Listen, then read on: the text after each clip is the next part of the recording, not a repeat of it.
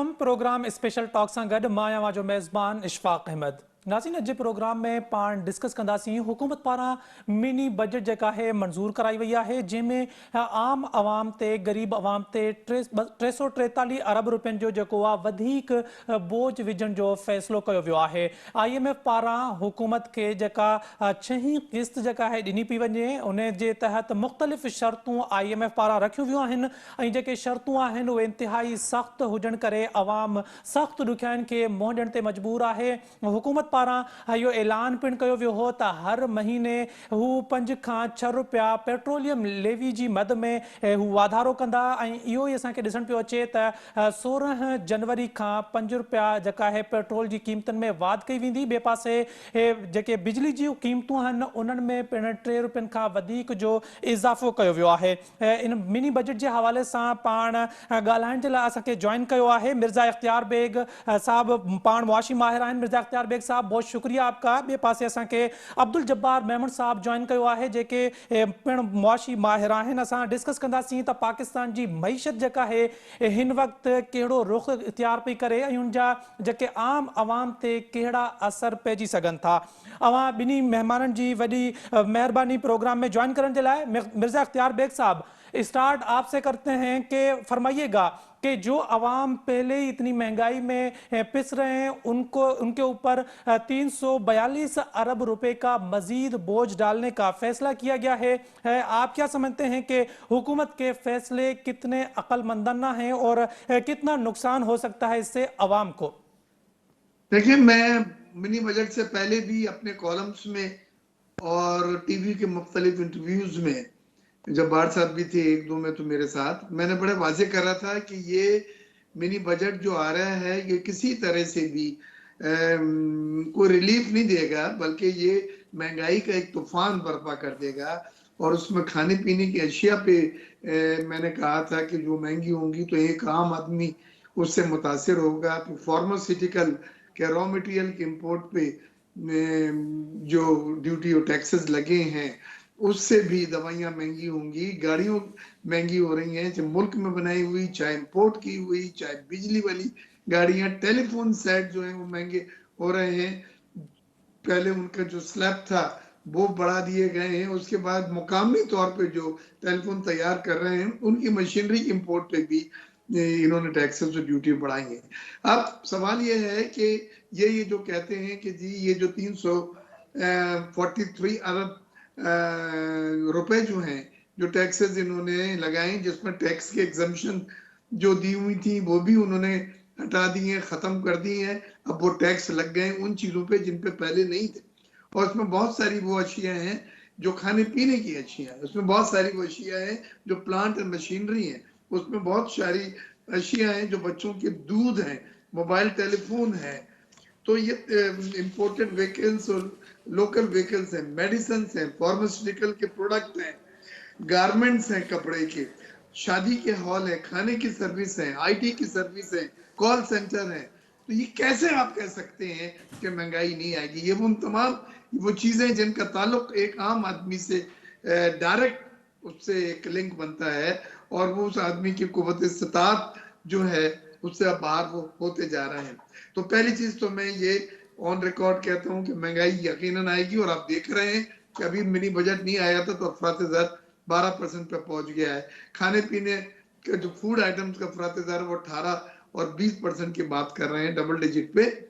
लिहाजा महंगाई आएगी, आम आदमियों को मुश्किलात का सामना होगा, मैन्युफैक्चरिंग कॉस्ट बढ़ेगी, दवाइयाँ बढ़ेंगी, खाने पीने की अशियों की कीमतें बढ़ेंगी। और इसके अगेंस्ट इसमें फाइनेंस बिल में कोई इनकम बढ़ाने की तजवीज नहीं है।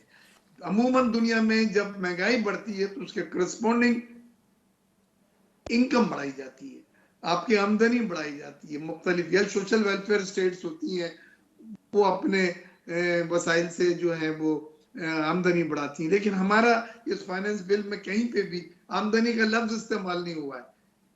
लिहाजा ये जहन में रख लें कि जो कुछ भी है ये इसी आमदनी में जो आपकी थी, ये 20,000 रुपए की जो मिनिमम उसकी सैलरी है, इसमें ही जो चीजें बढ़ी हैं, जहां 0% सेल टैक्स था वो 17% हो गया है, जहां 5% सेल टैक्स था वो 17% हो गया है। तो यकीनन महंगाई इसमें से बढ़ेगी। अब सवाल ये पैदा होता है कि इसमें एक बहुत ही दिलचस्प पहलू है जिसको मैं बतलाना चाहता हूं कि आपने 18 से 19% नहीं करेंगे जब तक शरह नमू 6 से 8% नहीं होगी। यानी सवाल ही नहीं पैदा होता है कि आपकी जीडीपी ग्रोथ जो है 6 से 8% हो। आप क्यों ऐसी बातें कर रहे हैं? आपकी जीडीपी ग्रोथ 4% भी अगर हो जाए इन हालात में 4%, तो मैं सलाम पेश करूंगा खड़े होकर पॉलिसी मेकर्स को। तो आप ये चीजें जो है अवाम को धोखा देने के लिए, लॉलीपॉप देने के लिए कॉस्मेटिक करके इसके ऊपर शुगर कोटिंग करके पेश कर रहे हैं। हकीकत ये है कि महंगाई होगी और एक आम आदमी की जो है उसको बर्दाश्त से वो बाहर होती जा रही है और गुर्बत की लकीर के नीचे अब मजीद लोग चले जाएंगे। वही पाकिस्तान का अलमिया है, आधा से ज्यादा लोग हमारे गुर्बत की लकीर के नीचे जिंदगी बसर कर रहे हैं। और ये कोविड के दौरान पहले लोगों के वसाइल महदूद हुए हैं, लोगों की बेरोजगारियां की वजह से जॉब्स गई हैं, लोगों की कोविड की वजह से जो बिजनेस में कमी हुई है उसकी वजह से आमदनी में कमी आई है। उसके बाद ये जो चीज आपने कल बजट की और मैं उसको बिल्कुल क्लोजली मॉनिटर कर रहा था, इसमें अपोजिशन ने एक फाल अपोजिशन का किरदार अदा करा, पीपल्स पार्टी ने भी, मुस्लिम लीग नून ने भी और दीगर सियासी जमातों ने भी, और उन्होंने अमेंडमेंट तजवीज की दी। उन्होंने कहा था, और मैंने भी अपने तमाम आर्टिकल्स में कॉलम में कहा था कि खुदा के वास्ते पे आप लगा ही रहे हो तो खाने पीने की अशिया पे ना लगाएं, बच्चे के दूध पे ना लगाएं, पैम्पर पे आप ना लगाएं, आप सर्विसेज पे, शादी हॉल वगैरह में, आईटी पे, लैपटॉप पे, कंप्यूटर पे ना लगाएं।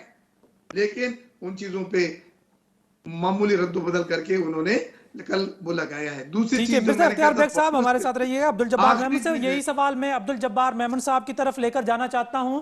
अब्दुल जब्बार मेमन साहब, अवां मिर्जा अख्तियार बेग जी ॻाल्हि इहा ॿुधी, उन्हनि जो चवणु आहे त हिकु पासे महांगाई थींदी आहे त हुकूमत ॿिए पासे उन खे बैलेंस करण जे लाइ जेको आहे आमदनी में जेका इनकम हूंदी आहे, जेका सैलरी जेको तबिको आहे उन जी सैलरी में इज़ाफ़ो कयो वेंदो आहे त जीअं उन शइ खे बैलेंस करे सघिजे। असां ॾिसूं था त पोइ बजट में हुकूमत पारां, वफ़ाक़ी हुकूमत पारां सैलरी में का वाधारो न कयो वियो ऐं जेका महांगाई आहे उहा हर गुज़रंदड़ ॾींहं खां पोइ वधंदी पई वञे। अहिड़ी सूरत हाल में हिकु मुआशी माहिर हुजण जे करे अवां खां सवाल इहो आहे त अहिड़ी सूरत हाल में अवाम जेको आहे ख़ुदकुशियुनि तरफ़ वधे पई ऐं अवाम में जेका आहे मायूसी वधे पई, हुन जी कुवत ख़रीद घटिजी पई वञे, त इन में अवाम खे सहूलियत ॾियण जे लाइ अवां छा था सम्झो त हुकूमत खे कहिड़ा क़दम खणणु घुरिजनि अगरि इहे शयूं करणियूं आहिनि हुकूमत खे? देखो, सब खां वॾो मसइलो इहो आहे, तव्हांजो जेको इहो सुवाल आहे त हुकूमत खे वाकई हिकिड़े वेलफेयर स्टेट में ऐं हिकिड़ी उहा स्टेट जंहिं वटि पंहिंजी आमदनी ऐं ख़र्च जे विच में तवाज़ुन हूंदो आहे ऐं फ़र्क़ु उन में थोरो हूंदो आहे, त उहो ओधर वठी करे बि उन तवाज़ुन खे अदम तवाज़ुन में विझी करे माण्हुनि जे उन्हनि माण्हुनि जो ख़्यालु रखण जी जेका आहे सा हिकिड़ी पॉलिटिकल ज़रूरत हूंदी आहे। छाकाणि त का बि हुकूमत जेका आहे सा उनजी पाइदारी जेका आहे उहा इनसार कंदी आहे त हिकिड़ो आम माण्हू कहिड़े तरीक़े सां उहो पंहिंजे हिकिड़े महदूद इनकम में गुज़ारो करे। इहा बि हिकिड़ी हक़ीक़त आहे त टैक्स जेका आहे, यानी उसूली तौर ते टैक्स जेका आहे सा महांगाई जेका आहे सा पैदा कंदी आहे ऐं उन टैक्स खां, बजट खां पोइ वरी जेको ॿियो टैक्स लॻंदो आहे उन सां महांगाई वधण जा आसार जेके आहिनि से वधीक नुमाया थींदा आहिनि। हाणे तव्हांजो उहो सुवाल त छा जेकॾहिं इन क़िस्म जी महांगाई जो रुझान या महांगाई वधे थी त स्टेट जेका आहे सा माण्हुनि जी जेका घुर्बल ज़रूरतूं आहिनि जंहिंजे मुखालिफ़ में हुनजी इनकम जेका आहे उन में वाधारो नथो थिए त ज़रूर जेका आहे सा तकलीफ़ थींदी। महंगाईअ खे, शिद्दत ऐं शदीद महंगाईअ खे जेको आहे सो महसूसु कयो वेंदो। पर जिते 4000 अरब रुपयनि जो फ़र्क़ु हुजे उते हिन वक़्तु जेका आहे सा हुकूमत टैक्स इन करे ई पई थी लॻाए जो हुकूमत जेका आहे सा हिकिड़े इंटरनेशनल मॉनेटरी फंड जे हिकिड़े प्रोग्राम आहे। ॻाल्हियूं जेके आहिनि से पाण में पहिरें खां ई तय थियल आहिनि। मामले कैसे ख़ासि परसेंटेज खां वधीक जेको आहे सो डेफिसिट न रखियो वेंदो। जेकॾहिं इन प्रोग्राम जो बाक़ी हिसो $1 बिलियन ते मुश्तमिल कोन्हे, इन प्रोग्राम जे पोयां जेके ॿिया मल्टीलेटरल कसील जहती जेके इदारा आहिनि, जंहिंमें वर्ल्ड बैंक आहे, जंहिंमें एशियन डेवलपमेंट बैंक आहे, IFC आहे, जंहिंमें इस्लामिक डेवलपमेंट बैंक जूं मां ॻाल्हियूं थो कयां, इवन जेके एमिरेट्स में असांखे कॾहिं कॾहिं पैसा मिलनि था त रखो पंहिंजा ज़ख़ीरा ॾेखारियो। सऊदी अरेबिया बि असांखे ख़र्च करण लाइ कोन ॾिना आहिनि, को मदद कोन कई आहे, को ग्रांट कोन ॾिनी आहे, को सहकार न ॾिनो आहे। सिर्फ़ु असांखे जेको आहे सो पंहिंजे निकिरनि ज़ख़ीरनि जी उन हद खे बरक़रार रखण में असांजी मदद कई आहे त इहे पैसा रखो त जीअं बैन अल-अक़वामी तौर ते तव्हांजी साख जेका आहे सा मुतासिर न थिए। हाणे वापसि अचूं तव्हांजे हिन सवाल तरफ़ त हिन वक़्तु हुकूमत जे साम्हूं आया को ॿियो तरीक़ेकार हो, थोरी देरि लाइ इन खे था डिस्कस कयूं। जेकॾहिं हुकूमत लाइ हिकिड़ो ज़रूरु तरीक़ेकार हो त हुकूमत जेके आहिनि त मज़ीद कर्ज़ वठी करे माण्हुनि ते जेका हिकिड़ो इन्फ्लेशन या महांगाई जो जेको वज़न आयो आहे उनखे घटाइण जी कोशिशि करे ऐं उन्हनि जी आमदनी खे इज़ाफ़ो करे। जेकॾहिं हुकूमत ईअं करे थी त हुकूमत जो जेको टारगेट्स आहिनि, जेके बजट जा टारगेट्स आहिनि ऐं जेके ख़र्च करण जा टारगेट्स आहिनि, उन जे तफ़ावत खे घटि करण जे बजाए उहो तफ़ावत वधंदो। जेकॾहिं उहो तफ़ावत वधे थो त IMF जेका आहे सा इन खे हिकिड़ी उन शर्त जेका पाण में तयशुदा आहे उन जी नाक़बूलियत जे करे इहो प्रोग्राम जेको आहे सो ख़तरे में पइजी सघिजे थो। हाणे सवाल इहो पैदा थिए त छा इन प्रोग्राम खे छॾे करे पाकिस्तान लाइ को मसइले जो हल हो? मुंहिंजे पंहिंजे ख़्याल में हिन हालातुनि में जेके चइजे त हिकिड़ी असलियत जे हवाले सां ॻाल्हायूं, फैक्चुअल पोज़ीशन ते ॻाल्हायूं त को बि पाकिस्तान लाइ रस्तो कोन्हे। छाकाणि त पाकिस्तान हिन वक़्तु हिकिड़े ग्लोबल वर्ल्ड में बैन अल-अक़वामी दुनिया जो हिकिड़ो हिसो आहे जिते हिकिड़े रूल्स आहिनि, जिते जेके आहिनि सो हिकिड़ो डिसिप्लिन आहे। उन डिसिप्लिन तहत ई पाकिस्तान पाण IMF खे 22 प्रोग्रामनि खां पोइ बि घुरायो आहे। पाकिस्तान जी इहा बदनसीबी त पाकिस्तान पंहिंजे ख़ुदि इन्हिसारी ऐं पंहिंजे उन ताक़त जंहिंखे चइजे त पंहिंजो रेवेन्यू या पंहिंजी ओगाड़ी जेका आहे सा उते वधाए हा जो उनखे IMF जी ज़रूरत न पए हा, पोइ त मुंहिंजो ख़्याल आहे इहो पॉसिबल हो। पर सभिनी हुकूमतुनि में असां ॾिठो आहे त इहो IMF जूं जेके शराइतूं आहिनि उहे हलनि थियूं। हाणे थोरी देरि लाइ वरी वापसि ॻाल्हि था कयूं IMF में असां नथा वञूं, IMF में नथा वञूं। असांखे कर्ज़नि जी जेका वापसी असांजे मथां बीठल आहे उहा जेकॾहिं असां न कंदासीं त हिकिड़ो सॉवरेन जेके चइजे हिकिड़ो असांजो हिकिड़ो डिफॉल्ट थी सघे थो। असां जेको आहे सो बैन अल-अक़वामी तौर ते ॿियनि मुल्कनि सां सहकार, ॿियनि मुल्कनि खां ग्रांट्स वठणु, ॿियनि मुल्कनि खां जेको आहे जे बैंकुनि खां कर्ज़ वठणु वग़ैरह जे हवाले सां बिल्कुलु असां जेको आहे सो हिकिड़ो मजबूर थी वञूं हा। मुंहिंजे पंहिंजे ख़्याल में हुकूमत जे पंहिंजी हिकिड़ी इकोनॉमिक मिसमैनेजमेंट जे करे इहे 4 सालनि में हालात ज़रूरु ख़राब थिया आहिनि, पर इहे हालात पहिरें बि को बहितर कोन हा या उन खां पहिरें को बहितर कोन हा। हाणे हिन हुकूमत जेको आहे सो थोरो IMF जो प्रेशर वधीक वरितो आहे। उन जो सबबु ॿुधो, डार इकोनॉमिक्स जेके चइजे त नवाज़ शरीफ़ वारी इकोनॉमिक्स में जॾहिं IMF प्रोग्राम हलियो पिए त उते असांखे 16 रियायतूं मिलियूं।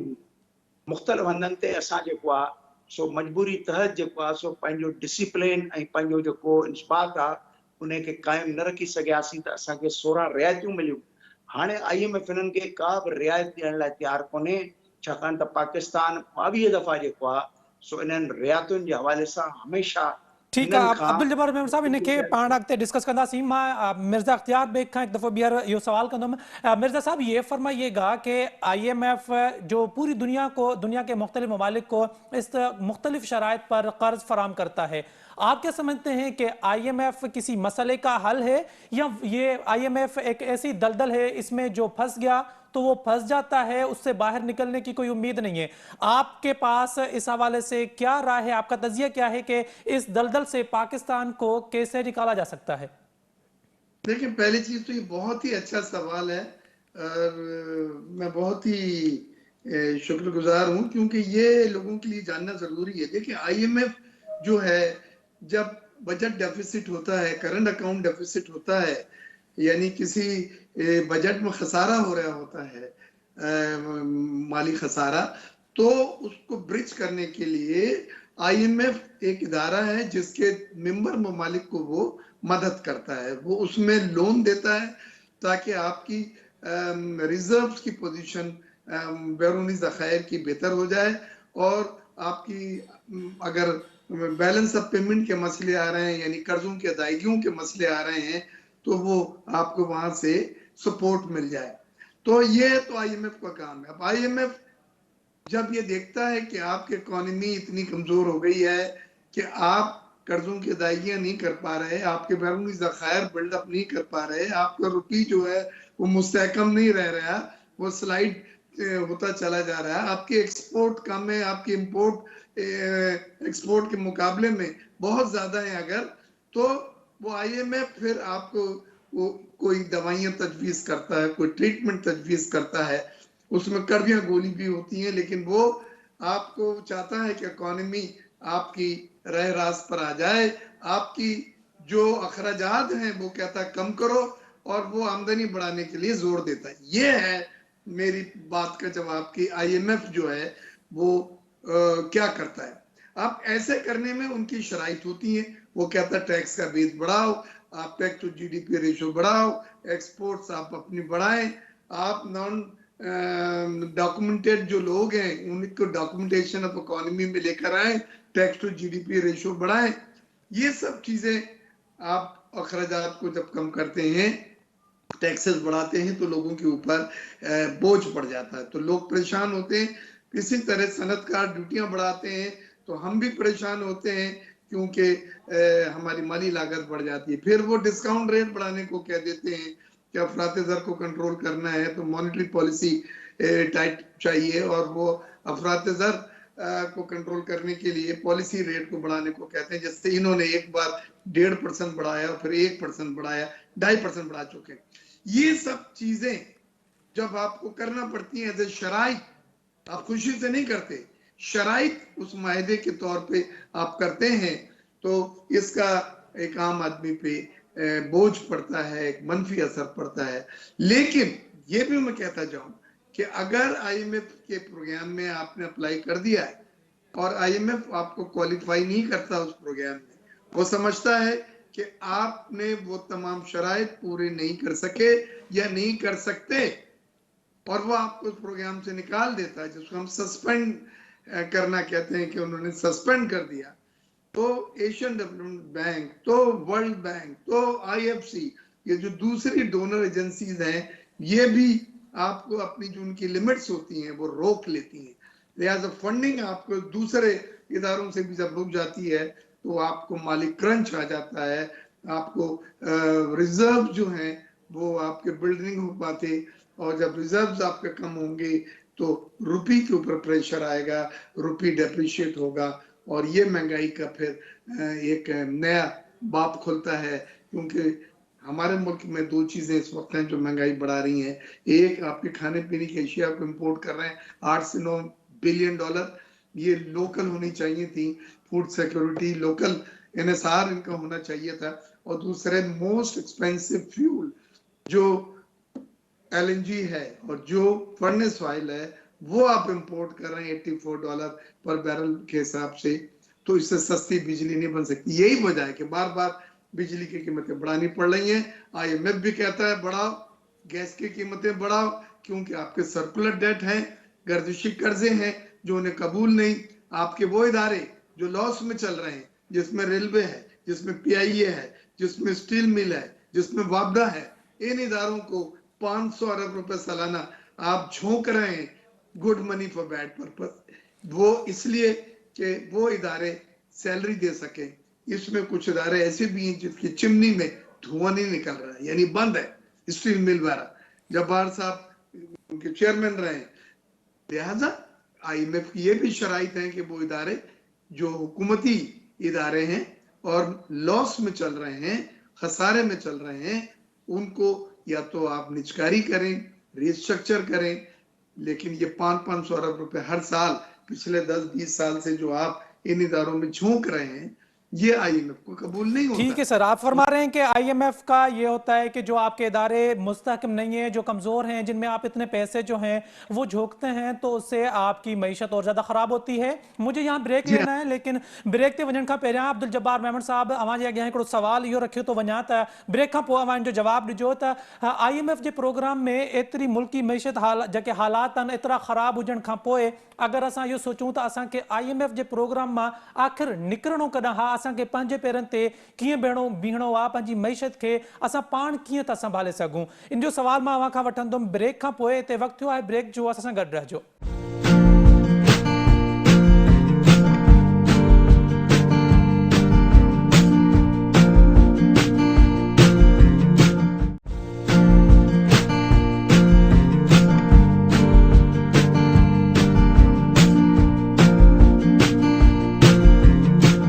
प्रोग्राम में एक दफ़ो ॿीहर भलीकार मूंसां गॾु मौजूद आहिनि मिर्ज़ा इख्तियार बेग जेके मुआशी माहिर या अब्दुल जब्बार मेमन साहब। अवां इन जूं ॻाल्हियूं ॿुधो पिया। अब्दुल जब्बार मेमन साहब, मां ब्रेक खां पहिरियां अवां जे अॻियां हिकु सवाल रखियो हुयो त पाकिस्तान जी मुआशी सूरत हाल अवां जे साम्हूं आहे। जेकॾहिं अहिड़ी मुआशी सूरत हाल में इहो सवाल कजे त अहिड़ी सिचुएशन मां असां कीअं था निकिरी सघूं ऐं कॾहिं निकिरी था सघूं, केतिरा साल असांखे अञा घुर्बल आहिनि जो असां IMF खां पैसा वठणु, IMF खां मदद वठणु छॾे ऐं पंहिंजी प्रोडक्शन ते निसार कयूं ऐं पंहिंजी जेका आहे जेका ॿाहिरि मुल्कनि मां असां शयूं घुरायूं था जंहिंजे करे असांजी मईशत खे वधीक नुक़सान थो थिए, त इन मां असां कीअं निकिरी सघूं था ऐं केतिरो अरसो असांखे घुर्बल हूंदो? ॾिसो, तव्हांखे मिर्ज़ा इख्तियार बेग जेको आहे तमामु सुहिणे तरीक़े सां तव्हांखे IMF जी पाकिस्तान में ज़रूरत जो जेको आहे जे हवाले सां जेके बि ॻाल्हियूं तव्हांखे सम्झायूं, बिल्कुलु मां उन सां गॾु आहियां। हुन तव्हांखे बिल्कुलु हिकिड़े वाज़े तरीक़े सां सम्झायो त इन IMF जे प्रोग्राम सां गॾोगॾु उहे ॿियूं शयूं आहिनि जेके हिन मुल्क जूं ज़रूरतूं आहिनि। इन करे IMF जे प्रोग्राम में हिकिड़ी ज़रूरत जो लफ़्ज़ इस्तेमालु हिन कयो या मजबूरी जो कयो, मजबूरी सम्झो ज़रूरत जो, ॻाल्हि मिड़ई साॻी थी थिए। हाणे वापसि अचूं तव्हांजे सवाल खां। ॾिसो, पाकिस्तान में जेका हिकिड़ी मां चवंदुसि त इकोनॉमिक मैनेजमेंट जेके आहे उहा हिननि चंद सालनि में बि सुठी कोन रही, उन खां पहिरें बि न रही। हाणे करणु छा खपे? 2010-12 में मूंखे यादि आहे, मां सुई सदन गैस में डायरेक्टर हूंदो हुउसि। उन ज़माने में हिकिड़ो प्लान आयो त सुई सदन गैस ऐं सुई नॉर्दर्न गैस में जेके लॉसिस आहिनि, जेके चइजे त लीकेजिस आहिनि, उहे उन ज़माने में 10 खां 12 सैकड़ो हूंदियूं हुयूं। उन ज़माने में वर्ल्ड बैंक आई। वर्ल्ड बैंक जो इहो इसरार करणु त तव्हां पंहिंजा लॉसिस जेके आहिनि से इंटरनेशनल स्टैंडर्ड्स ते आणियो, जंहिंखे असां चवंदासीं 5 या 6%। 2012 खां वठी अॼु असां ॻाल्हायूं वेठा 2022 में, अञा ताईं न सुई नॉर्दर्न गैस पंहिंजो इन ते अमल करे सघी, न सुई सदन गैस अमल करे सघी। नतीजतन पाकिस्तान में 20 सैकड़ो जेके आहिनि से गैस जा लॉसिस जो मतिलबु इहो आहे त तव्हां जेको आहे सो जेतिरी 4000 MMCFD रोज़ाना जेका गैस आहे, उन में तव्हां 800 MMCFD जेका आहे सा ज़ाया पे था कयो हवा। हाणे इन जी हिकिड़ी क़ीमत आहे, इहा शायदि इन शॉर्टेज खे मुंहुं ॾेई सघे हा। 2010 में इहा बि हिकिड़ी सूरत हाल असांजे साम्हूं वाज़ा आई त टंडो अलियार में, कुनार पासाकी में, उन ज़माने में असां वटि तमामु वॾा LPG कंडेंसेट हुआ, उन ते बि असां कमु न कयो। इहा बि अॼोके ॾींहं में हक़ीक़त अथव त सिंध में 98 खां 99 नंढा नंढा ज़ख़ीरा मौजूदु आहिनि। उनखे असां करे इंटीग्रेट करे अॼु जो फर्टिलाइज़र चाइना मां वेठा घुरायूं, शायदि इन्हनि खे इंटीग्रेट करे ते फर्टिलाइज़र बि पैदा करे सघूं था। इहा बि हिकिड़ी हक़ीक़त आहे त पाकिस्तान में जेको एनर्जी सेक्टर आहे, उनजो जेको कारो मुंहुं थियो आहे, मां सवले सिंधी में चवंदुसि, ईअं सम्झो त cart before the horse. 32,000 megawatt असां जेको आहे सो बिजली जा प्लांट ऐं बिजली जी इस्तेदाद जनरेशन जी कैपेसिटी पहुचाए छॾी। अॼु बि असां 17 खां 18,000 मेगावाट जेके आहिनि से बिजली वधीक तरसीली निज़ाम ऐं डिस्ट्रीब्यूशन नथा विझी सघूं। उन जो असरु छा वेठो थिए त जेके बि मुआहिदा कया विया IPPs जे हवाले सां, उहे सभु मुआहिदा पाकिस्तान जे माण्हुनि जे सां इंसाफ़ करण जे बजाय बेइंसाफ़ी थी। उन्हनि सभिनी मुआहिदनि में इन्हनि मालिकनि खे जेको आहे सो ज़रूरत खां वधीक मुरादूं ॾिनियूं वयूं, जंहिंजे करे अॼु तव्हां हिकिड़ो लफ़्ज़ जेको ॿुधो वेठा, जेको बज़वर्ड आहे, हर हंधि वेठा ॻाल्हायूं, circular debt, circular debt. 2000 urban रुपयनि खां वधीक जो सर्कुलर डेट इन करे पे थो कठो थिए त तव्हां 32,000 मेगावाट जी स्टेशनूं लॻाए करे 16-17 हज़ार खणो वेठा, तव्हां न खणो, हू तव्हां खां उन जूं नॉन यूटिलाइज़ेशन जी पेमेंटूं पे था वठनि, जंहिंजो लफ़्ज़ सॼो बज़वर्ड अथव कैपेसिटी पेमेंट। हाणे वरी ॿिए पासे अचूं, कारो मुंहुं छा आहे? यानी पॉलिटिकल इकोनॉमी ऑफ एनर्जीअ में सभ खां वॾे में वॾो कारो मुंहुं इहो आहे त टोटल लॉसिस, एवरेज लॉसिस जेके आहिनि से 17 खां 18% आहिनि। 800 बिलियन रुपीज़ जे सेल में तव्हां अंदाज़ो लॻायो त जेकॾहिं तव्हांजा 200 अरब रुपया नुक़साननि जे हवाले आहिनि, छा इन्हनि नुक़साननि खे ठीकु न पियो करे सघिजे? मां सम्झा करे पियो सघिजे। छा domestic oil and gas exploration न पई करे सघिजे? करे पई सघिजे। सिंध में तव्हां ख़बर आहे जियोलॉजिकल सर्वे ऑफ पाकिस्तान खां अलावा अमेरिकन सर्वेज आहिनि। सिंध जे इंडस बैसन में, इहो बदीन वारे इलाइक़े में असां वटि एतिरी त हिकिड़े नालो वठो शेल गैस थोरो ॾुखी निकिरंदी आहे, पर उन जा एॾा वॾा ज़ख़ीरा आहिनि त असां 30, 40, 50 साल उन्हनि ज़ख़ीरनि सां जेको आहे असां कमु वठी करे इहा LNG घटि इंपोर्ट करे सघूं था। असां वटि KPK में ऑयल स्प्रिंग्स अथव, तेल जेको आहे सो वठो उॾे। सवाल इहो त पैदा थिए त असां पंहिंजा मुक़ामी जेके बि ज़राए आहिनि उन्हनि खे इस्तेमालु न करण जे करे अॼु इकोनॉमी इन करे ख़राबु थिए जो लॻे ईअं थो त शायदि साल खां पोइ 50 रुपए में वञी हिकिड़ो यूनिट हिन मुल्क में। ॿिए पासे जेकॾहिं असां अचूं एग्रीकल्चर, पाकिस्तान में एग्रीकल्चर जेका आहे सा एक्चुअली जीअं अंग्रेजी में चइबो आहे बोन ऑफ कंटेंशन, हीअ अथव एक्चुअली पाकिस्तान में इकोनॉमी जो फंडामेंटल। पाकिस्तान जी इकोनॉमी कुझु बि कोन्हे, पाकिस्तान जी इकोनॉमी अथव एग्रीकल्चर। इन ई एग्रीकल्चर मां असां 12, 13, 14 बिलियन डॉलर्स जेके आहिनि से वेठा असां टेक्सटाइल ठाहियूं। इन मां असां जेको आहे सो 2.5 खां 3 अरब बिलियन डॉलर जा असां चांवर वेठा एक्सपोर्ट कयूं। इन इकोनॉमी मां असां जेका सो फ्रूट वेठा एक्सपोर्ट कयूं। इन इकोनॉमी मां हॉर्टिकल्चर वेठा कयूं। इन खे असांखे सघ ॾियण जी ज़रूरत हुई। ॿी इकोनॉमिक मैनेजमेंट फेल्यूअर जा जेकॾहिं 2 असबाब ॿिया ॿुधो त पाकिस्तान में मां 10-15 साल पहिरें वारा जेके फेडरल सेक्रेटरी आहे उन्हनि में नालो था वठूं। मां गफ़ार सुमरे सां ॻाल्हायो पिए त हीअ जेको शुगर जा क्राइसिस कीअं थिया, हुन चयो असांजे ज़माने में असां शुगर जेका स्टॉक रखंदा हुआसीं, बफर स्टॉक, ॾिसंदा हुआसीं त इहो बफर स्टॉक चंद महीननि जे लाइ काफ़ी आहे, उन खां पहिरें जो नई शुगर अचे। हिते ईअं न कयो वियो।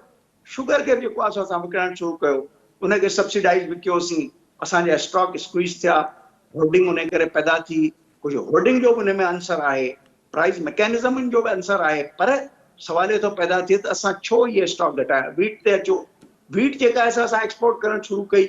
सवाल इहो थो पैदा थिए त जेसि ताईं नवां फसल अचनि तेसि ताईं उन्हनि फसलनि जे विच वारी मुदत में घटि में घटि जेकॾहिं तव्हांजी तक़ाज़ा 1 मण आहे त 1.5 मण स्टॉक में रखण जी ज़रूरत हूंदी आहे, जेसि ताईं नवां स्टॉक वरी उनखे अची फिल कनि उन्हनि जॻहियुनि खे। त इहे इकोनॉमिक मैनेजमेंट जेकॾहिं असां वटि इन्हनि 4 सालनि में बहितर तरीक़े सां मैनेज थियनि हा त शायदि एतिरा मुंहिंजो ख़्यालु आहे अहिड़ा हालात जेके रुॻो वेठा सॼो ॾींहुं महांगाई जे तसवर में ॾींहुं राति गुज़ारियूं न हुजनि हा। पर उन खां पहिरें हिकिड़ी इकोनॉमी जेका आहे सभु मसनूई तरीक़े ते ज़िंदा रखी वई, जॾहिं डॉलर खे जेको आहे सो थोरो घणो छॾे ॾिजे हा त उहो पंहिंजी क़ीमत क़ाइमु करे उन मैकेनिज़म ते जेके चइबो आहे बैन अल-अक़वामी करेंसी जी पंहिंजी मैकेनिज़म, उन में असां न करणु ॾिनो। असां जेको आहे सो सॼो भार अची हिननि ते पियो, हिननि उनखे छॾे ॾिनो। वरी असां मिस्र मां जेको आहे सो हिकिड़ो इम्पोर्टेड असां हाणे गवर्नर विहारियो। उहो गवर्नर सॼो ॾींहुं जेको आहे सो IMF जी नौकरीअ में रहियो। हाणे उनखे उहो कीअं IMF जी शराइतुनि खां हेॾे होॾे थींदो? तव्हां मूंखे ॿुधायो त आख़िर वफ़ादारी त का शइ आहे न, उहो पंहिंजी वफ़ादारी उन्हनि पेरेंट इदारनि सां रखियो वेठो आहे जितां उहो आयो आहे। ठीक है सर, मैं इहो सवाल मिर्ज़ा इश्तियाक बेग साहब ने खड़ी विंदुम। मिर्ज़ा साहब ये फरमाइएगा कि IMF का जो हमने मुख्तलिफ प्रोग्राम देखे हैं नवाज शरीफ के अदवार में भी और मुख्तलिफ पीपल्स पार्टी के अदवार में भी, लेकिन इस वक्त मसला ये है कि अपोजिशन इस वक्त ये शोर मचा रही है कि स्टेट बैंक जो है वो गिरवी रख दिया गया है और हमें नजर भी यूं आ रहा है कि उससे इतनी खुद मुख्तारी दी गई है कि पाकिस्तान के इदारे उससे पूछ भी नहीं सकते। आप मुआशी माहिर हैं, आप फरमाइएगा कि इससे पाकिस्तान को मुआशी तौर पे फायदा होगा या नुकसान होने वाला है कि स्टेट बैंक को इतना खुद मुख्तार बना दिया आपने? देखिए, पहली चीज तो यह है कि फायदा होगा या नुकसान होगा बाद में है। पहले तो ये पूछें कि क्या ये IMF की शर्त थी जो पूरी की गई है। हाँ, तो जवाब होगा ये भी आईएमएफ की उन शराइत में एक शर्त थी जो आईएमएफ ने इस मुआहदे के लिए पेश की थी कि टॉमिनस स्टेट बैंक को आजाद किया जाए ताकि वो हुकूमत स्टेट बैंक के जरिए बैंकों के जरिए कर्जे ना ले सके, ताकि वो मॉनेटरी पॉलिसी पे असरअंदाज ना हो सके, ताकि स्टेट बैंक अपना हिसाब से शरह सूद और एक्सचेंज रेट को मुकर्रर कर सके, हुकूमत की उसमें कोई दखल अंदाजी ना हो, और ताकि उसमें फिस्कल इम्बैलेंसेस जो होते हैं हुकूमत के, माली जो बदइंतजामिया जिसको कहते हैं, वो मॉनेटरी पॉलिसी के जरिए वो हल नहीं कर सके, हैंडल नहीं कर सके। ये है सबब जिसके तहत उन्होंने कहा है कि आप स्टेट बैंक को बिल्कुल मदर पिदर आजाद कर दें, आपने उसमें कोई इंटरफेरेंस नहीं कर सकते, ताकि आपके कर्जे लेने की जो एक सहूलत है वो वहां से खत्म हो जाए। आप जो एक्सचेंज रेट को कभी कभी वहां से कंट्रोल कर लेते हैं, 98 पे रखा था जैसे, तो ये सब चीजें हैं वो अब नहीं हो सकेंगी, पहली चीज। दूसरी चीज ये है कि मैं स्टेट बैंक की आजादी का मुखालिफ नहीं हूं। एक माशियत के स्टूडेंट की हैसियत से स्टेट बैंक को खुद मुख्तार इदारा होना चाहिए। अच्छा सर, इसी से फायदा उठाते हुए आप अगर उसके मुखालिफ नहीं है तो इससे फायदा क्या होगा ऐसे खुद मुख्तार करने से? जी, लेकिन मैं ये चाहता हूं कि स्टेट बैंक के जो फिस्कल और मॉनेटरी बोर्ड्स हैं, जो एक बोर्ड ऑफ जो इसको हैंडल करते हैं, उनको भी सुना है कि डिसॉल्व कर दिया गया, बोर्ड का वजूद नहीं होगा। तो ये ऐसी चीजें हैं जो तशवीश पैदा करती हैं कि आपने बिल्कुल ही स्टेट बैंक को, जो एक पाकिस्तान में हुकूमत पाकिस्तान का एक इदारा है, उसको आपने ऐसा कर दिया है कि वो अपने आप को बिल्कुल अब ऐसे समझने लगा है कि मैं आईएमएफ के अंडर में हूं, या मुझे आईएमएफ को रिपोर्टिंग करना है, जो हमारी सॉवरेनिटी के खिलाफ है, जो हमारे मुल्क की खुद मुख्तारियत को थोड़ा सा ठेस पहुंचाता है।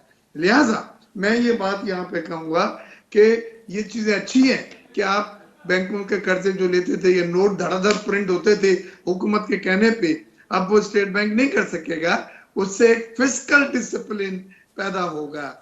ये जब्बार साहब इसको समझते हैं आपको, लेकिन जब्बार मेमन साहब, यही सवाल अवां जे सामूं भी रखूं था त छा अवां जका खुद मुख्तियारी है, छो तो मिर्जा इख्तियार बेग साहब जो ये ख्याल आ हू स्टेट बैंक जी खुद मुख्तियारी जा मुखालिफ ना आहिनि, पर हद खां वधीक जका खुद मुख्तियारी ॾिनी वई आहे उन ते उन्हनि खे एतिराज़ आहिनि।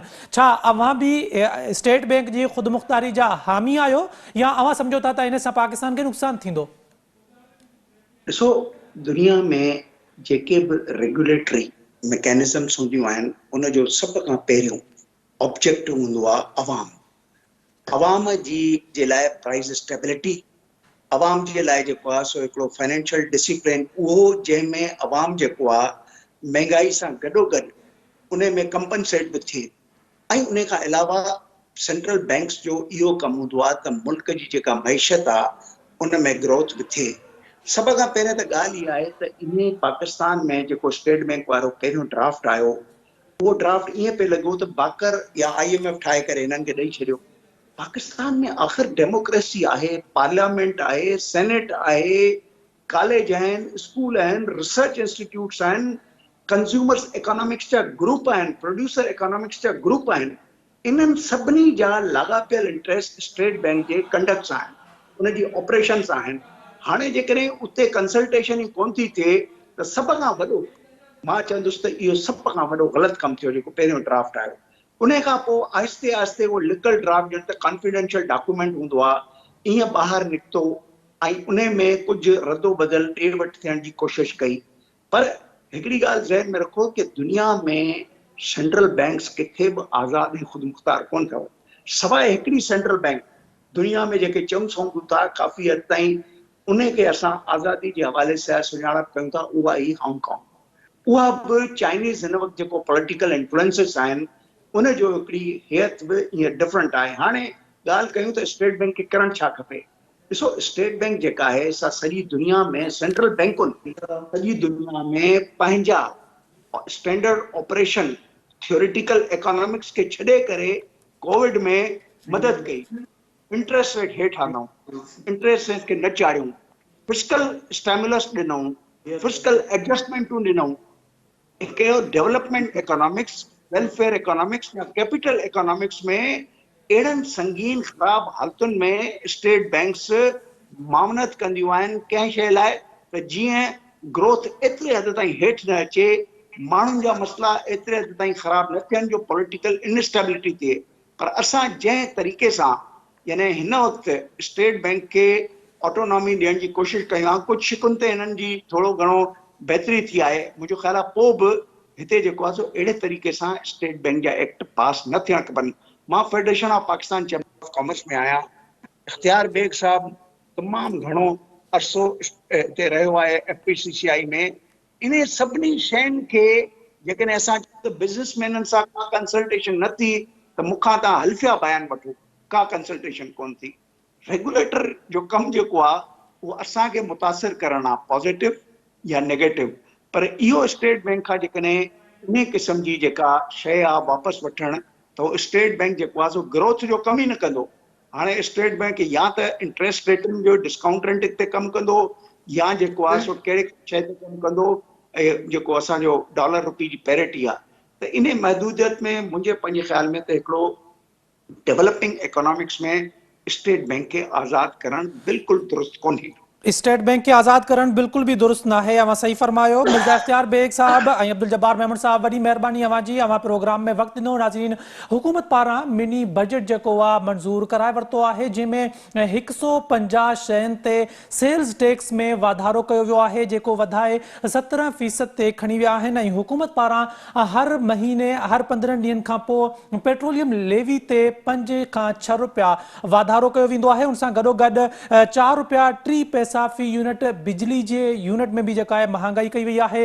हुकूमत अॻे जेका अवाम आहे पाकिस्तान जी, उहा पहिरियां ई जेका महांगाई जी लहर आहे उन में पीसजी रही आहे। ऐं अहिड़ी सूरत हाल में हुकूमत पारां वधीक जेको आहे उन ते महांगाई जो बोझ विधो वियो आहे, जेको 340 खां 345 अरब रुपया आहे, जेका हुकूमत खां अवाम खां हुकूमत पारां ओगाड़ी कई वेंदी, जंहिंखां पोइ मुल्की मुआशी हालतूं जेके आहिनि इंतिहाई ख़राब थींदे नज़र अचनि पियूं। हुकूमत जो चौथों साल जेको आहे अनक़रीब ख़त्म थियण वारो आहे ऐं हू आख़िरी साल 5 साल में दाख़िल थियण वारी आहे। अहिड़ी सूरत हाल में हुकूमत जूं कोशिशूं हूंदियूं आहिनि त उहे अनपॉपुलर जेके फ़ैसिला आहिनि उहे न कनि, त जीअं अवाम में उनजी पॉपुलैरिटी वधी सघे ऐं ईंदड़ इलेक्शन में उन्हनि खे वधि खां वधि वोट मिली सघे। पर बदकिस्मती सां IMF जो जेको 6हीं किस्त आहे, पाकिस्तान जेको IMF वटि वियल आहे, उन जी 6हीं किस्त जेका आहे IMF पारां मंज़ूर कई पई वञे। उन जे लाइ मुख़्तलिफ़ शर्तूं हुकूमत आॾो रखियूं वियूं आहिनि, जिन्हनि खे पूरो करणु हुकूमत जे लाइ लाज़मी आहे।